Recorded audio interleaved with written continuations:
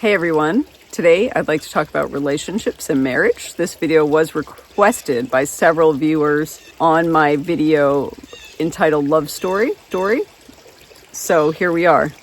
I'd like to just say from the beginning here that this perspective is something that I have grown into over the years. It's not exactly the same perspective that I've always had in my 20s and 30s. But it is something that really came forward in my late 30s.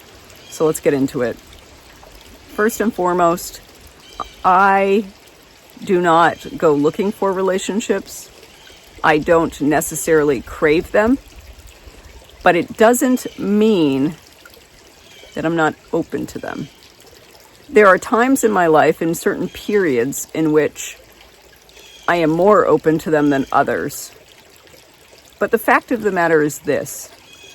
In my 20s, I was less comfortable in my own skin. I had more things to work out emotionally, mentally, and I felt a bit,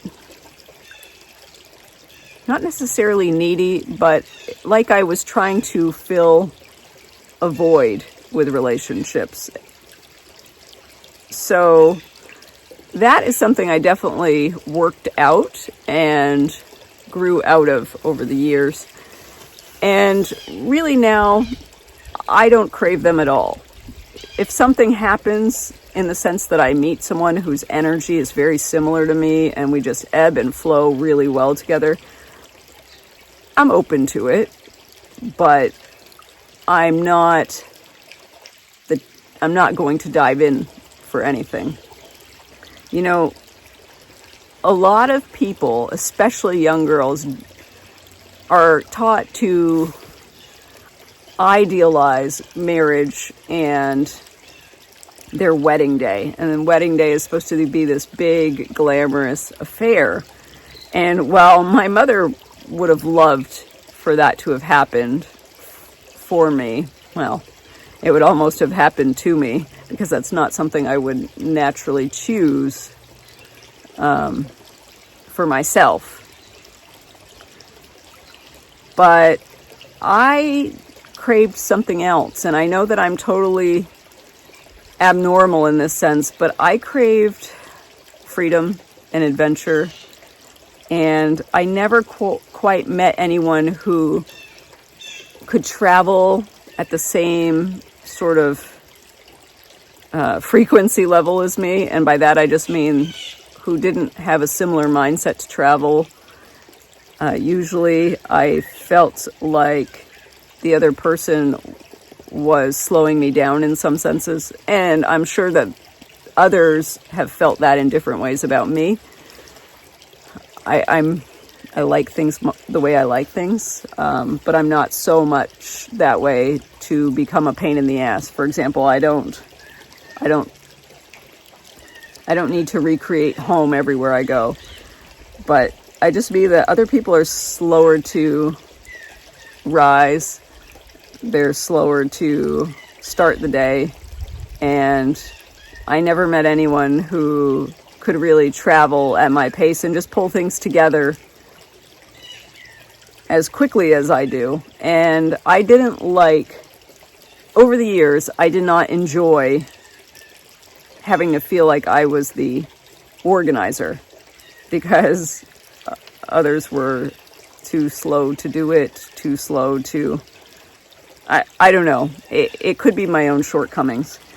But if I had met someone of a similar energy, I may have considered marriage. And I'm definitely not closed off to marriage by any means, because I believe that you can meet wonderful partners at any time in your life. I've seen it happen.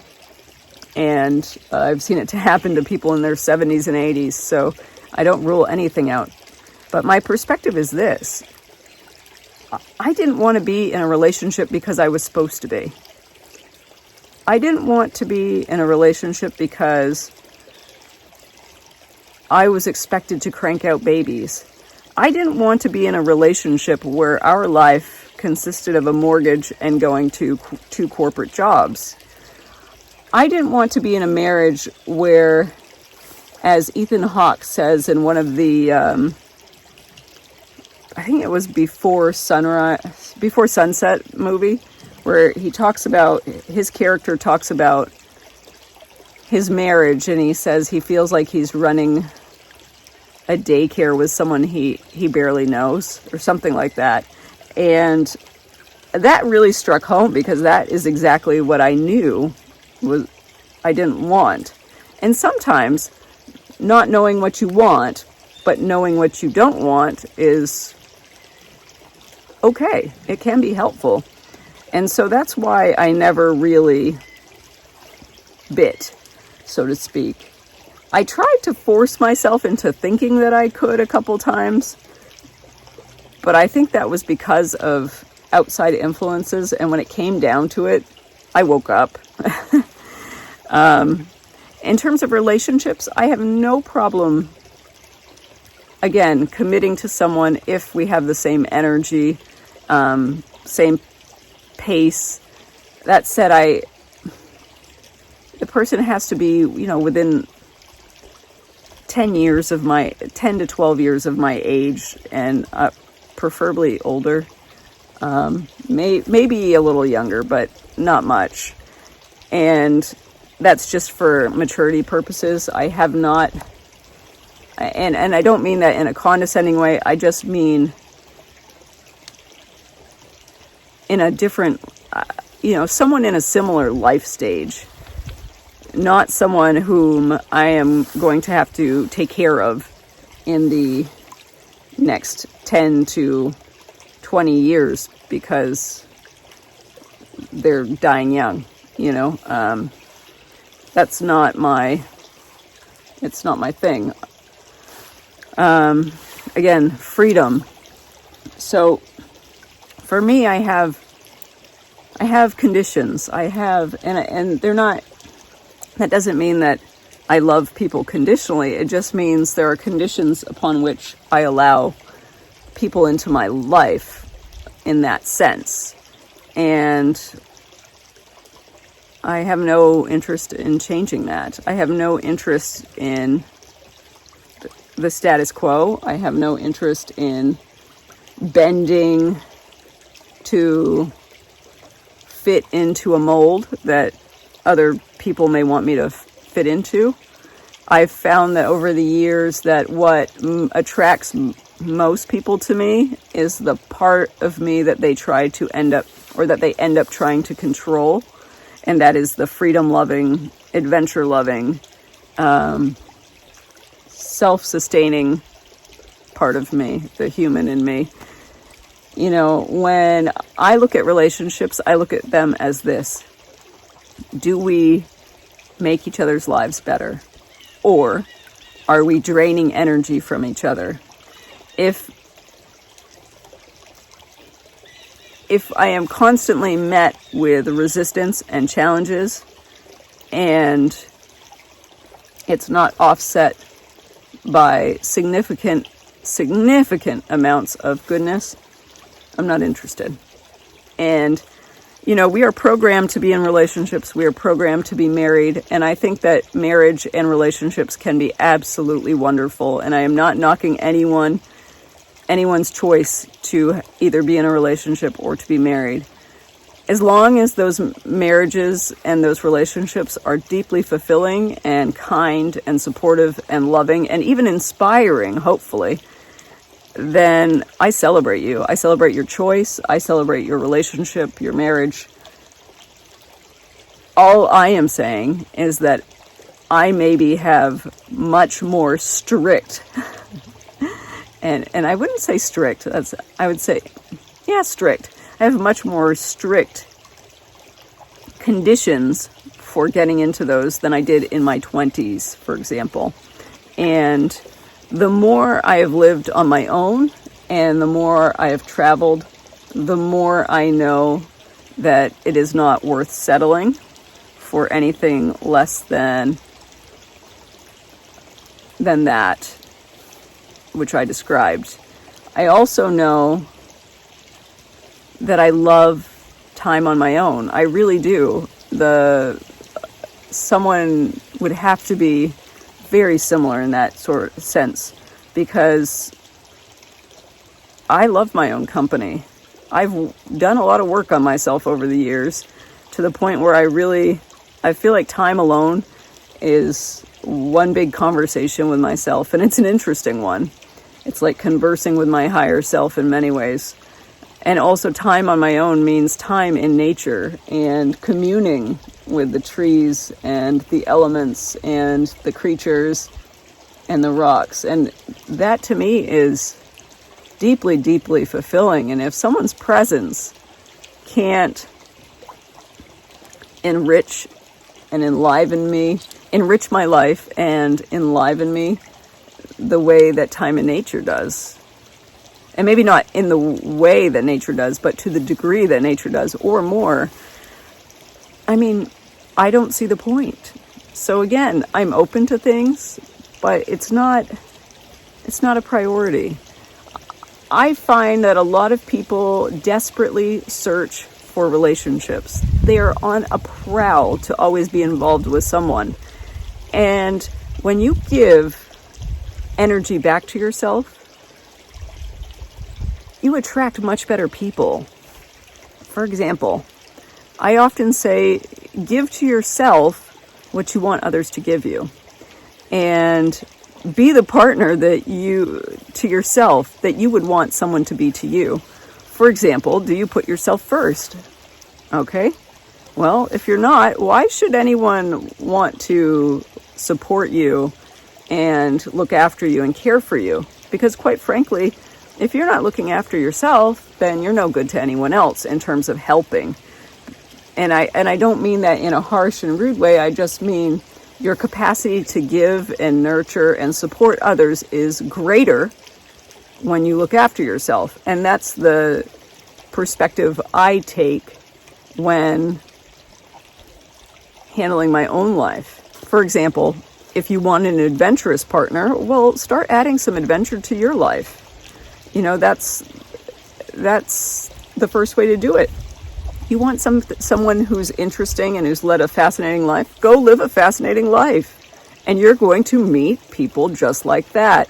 And that is one of the joys of having lived this lifestyle that I have, which is just working to live and not living to work. As I mentioned in my, why I avoided a career video, I've always worked, whether it's freelance or in hospitality. So it has given me a lot of freedom. I'm not busy chasing career aspirations. I'm not mortgaged up to my ears in order to live within a certain distance of my fancy corporate job. All these sorts of things. So I crafted a life that matches my energy, but also matches the energy of the type of person I would want to attract in my life if I were to be in a relationship. Now, I didn't do all that just to attract a relationship. My point is that I'm just giving feedback to those of you who are looking for relationships. Marriage, I'm not attached to the idea of marriage. I do believe that you can be in a lifelong relationship with someone without getting married. Now, I understand some people get married right before. They get married for various reasons, but I do know that a lot of marriage-phobic people do end up getting married towards the end of their lives if they have a partner, and that's solely for inheritance purposes, so that that person could inherit their pension, their spouse's pension, Social Security, whatever, and wouldn't have a lot of, inheritance transfer issues. So there's that, and that's okay, no judgment. But this is a long, meandering way of saying the world opens up to you the moment you stop focusing on needing someone in your life, needing a relationship. Start being your own best friend. Start giving to yourself what you'd like to receive from others, whether that be love, nurturing, support, affection, adventure, creativity. Immerse yourself in things that are of that energy and of that, of that energy. And you will find that fascinating people come into your life. And maybe they're not relationship or marriage material, but that doesn't matter. When you attract fascinating people, your addiction to relationships tends to go away, because you have not only a great relationship with yourself, but you have engaging and fascinating people with whom you can spend your time and have great conversations or go on great adventures with, and it can be platonic, and that's fantastic. So this emphasis on needing to be in a relationship and get married can be detrimental to our well-being. I have nothing against either, but again, we could all benefit from being a bit more discerning when it comes to relationships. And I know that when I started to become more discerning, particularly after, I think I was 32-ish, somewhere thereabouts, after 31, 32, I really, really saw a dramatic improvement in the quality of my life. So I hope this helps. It was a meandering video, but I just wanted to say thank you, and I look forward to seeing you all in the next video. Take care over there. And a major, major thank you to my patrons over there on Patreon.